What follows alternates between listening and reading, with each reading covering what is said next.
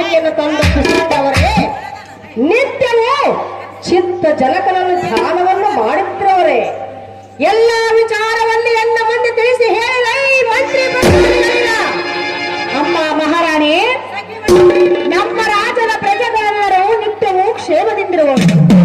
ಕಪ್ಪಲೆ ಕಪ್ಪು ಕಾಣಿಕೆಯನ್ನು ತಂದು ಒಪ್ಪಿಸುವರು. ನಾನೇನು ಪಡೆಯಲೇನೆ. ಓಹೋ ಮಹಾರಾಣಿ, ನಮ್ಮ ಪ್ರಜೆಯರೆಲ್ಲರೂ ಕ್ಷೇಮದಿಂದಿರುವರು. ಸಂತೋಷವಾಯಿತು. ನಿತ್ಯವೂ ಚಿತ್ತ ಜನಕನನ್ನು ಧ್ಯಾನಿಸುತ್ತಾ ಕಪ್ಪ ಕಾಣಿಕೆಯನ್ನು ತಂದೊಪ್ಪಿಸುವರ ರಾಣಿ.